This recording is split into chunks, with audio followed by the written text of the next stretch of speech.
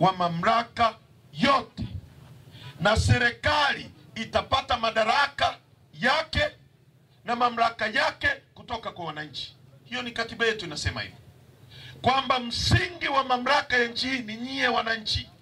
Kwa hiyo mamlaka na madaraka yote aliyonayo Rais Samia, walionayo maaskari, walionayo wabunge, walionayo madiwani, ni mamlaka yenu. Ndio maana badala ya mwananchi wa Tarime kutoka Tarime aende Dodoma, wananchi wa Nyamagana tuende Dodoma, wananchi wa Runzewe waende Dodoma, tunachagua mtu mmoja kwa niaba yetu aende akatuwakilishe. Ndio msingi wenyewe wa mamlaka.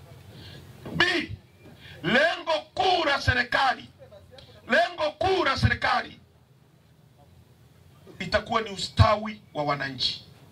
Yaani serikali yoyote inayoingia madarakani kwa mujibu wa katiba hii, lengo lake itakuwa ni ustawi wa wananchi. Nyie mstawi. Maana ya kustawi ni nini?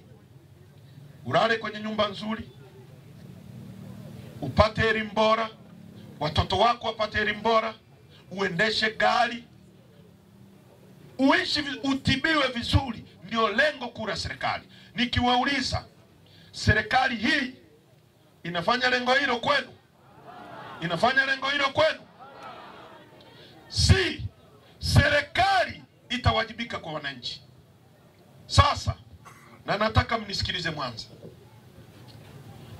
Huu mkoa wa Mwanza una ukubwa wa kilomita za mraba 25,233. Ukichukua nchi ya Israeli ina ukubwa wa kilomita za mraba 21,937. Kwa maana hiyo mkoa wa Mwanza ni mkubwa kuliko nchi ya Israeli mnayosikia inapiga Palestina, inapiga wapi, inapiga. Nyie ni wakubwa kuliko nchi ya Israeli.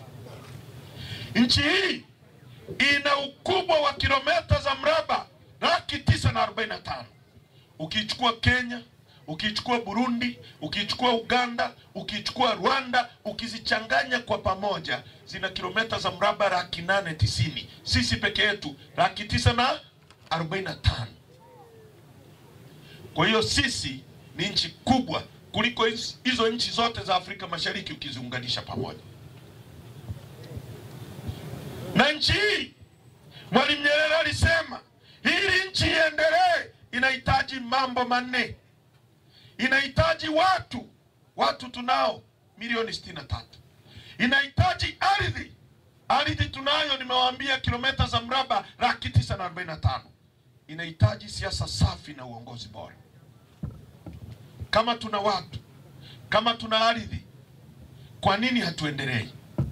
Na tunapozungumza ardhi, tunazungumza na vyote vilivyomo ndani ya ardhi na vyote vilivyoko juu ya ardhi. Nchi hii ni nchi ya kwanza duniani ambayo ina madini yanaitwa Tanzanite. Hayapatikani kwingine kokote duniani isipokuwa Tanzania. Ni nchi ambayo ina ziwa lenye upana kuliko yote Afrika, la pili duniani, ziwa Victoria.